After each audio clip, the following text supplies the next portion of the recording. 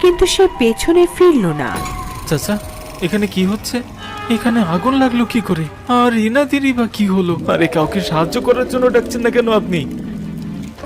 সাহায্য, তার জন্য তো অনেক দেরি হয়ে গিয়েছে বাবু। এখন এই আগুন প্রতিনিয়ত কাটার মতো বুকে দিচ্ছে। এ কথা বলে ওই দারোয়ান পেছনে ফিরল।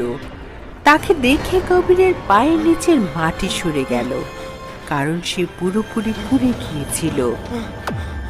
আপনার আবার কি হলো? চলুন এখান থেকে বের হই, আর তাড়াতাড়ি চলুন আপনাকে হসপিটালে নিয়ে যাই। বাবু, মৃত ব্যক্তির জন্য ডাক্তারের কোনো প্রয়োজন? এমন নতুন নতুন ভিডিও পেতে এখনই আমাদের চ্যানেলটা সাবস্ক্রাইব করে দাও আর বেল আইকনটা অন করে দাও।